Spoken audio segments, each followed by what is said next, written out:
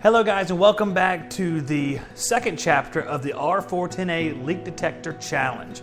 This week we have a whole new set of leak detectors, including, I'm glad to say, the yellow jacket, which just came in, so we can find out which two are going to pass into the championship round out of this bunch. Now let's take a look at the leak detectors that are going to be contesting for the top spot in this round.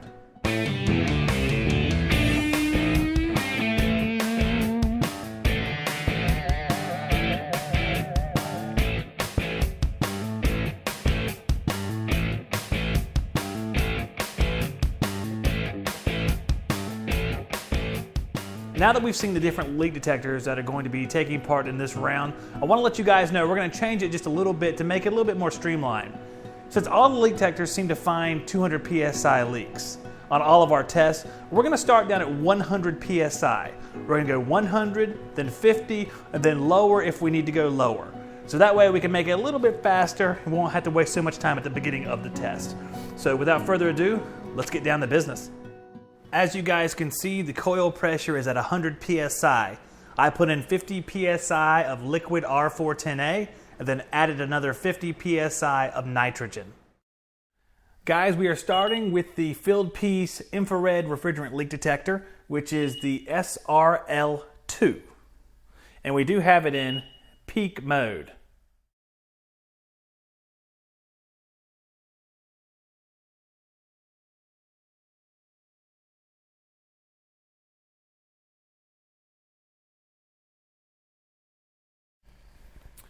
That is a negative on the filled piece SRL2 at 100 psi.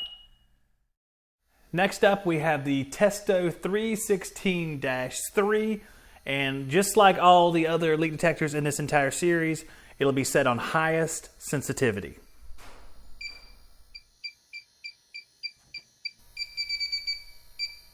Hit off right there.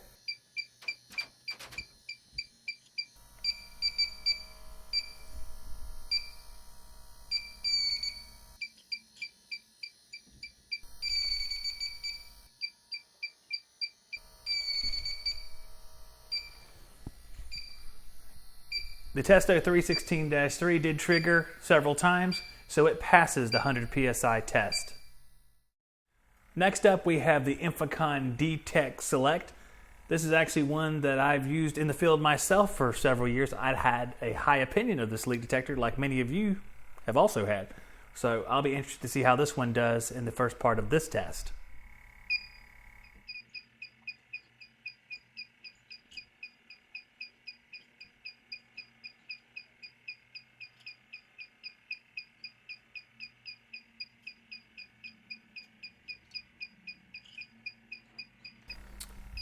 Well, unfortunately, that is a negative at 100 psi for the Infocon D-Tech Select.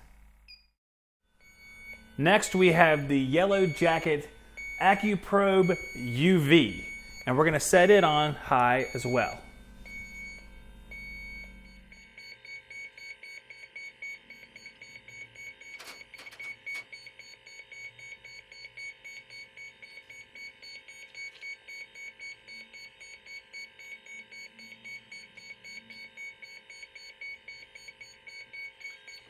That is a negative on the Yellow Jacket AccuProbe UV.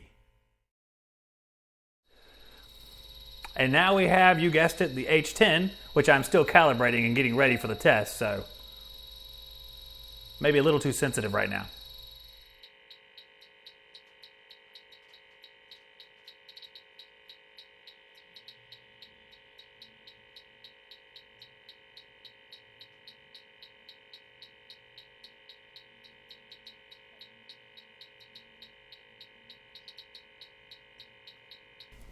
The H10 rung off a little tiny bit, not a whole lot.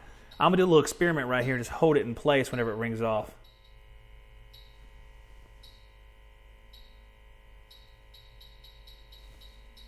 So it does sense the leak, it's just very, very slight. So the leak detectors in this round are definitely struggling to sense the leaks.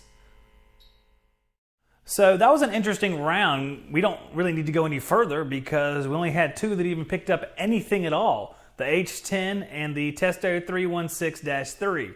Everything else picked up nothing. So it's definitely apparent to me that these things at equivalent PSIs for different refrigerants, 410 seems to be more difficult to find than 134A.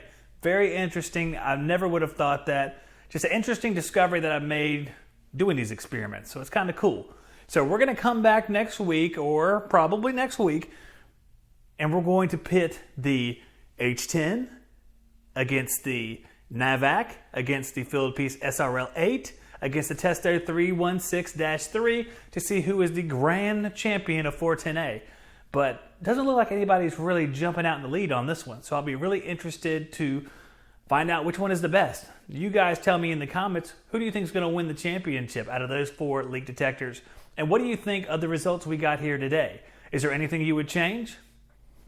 Maybe, maybe not. Let me know in the comments. Call into the show and let me know one day. That's what I want to do, guys. I want your feedback. Even if it's extremely negative. I'm just kidding. It's okay. So I'm going to get out of here. We're going to get back to the show and see you back here for the championship.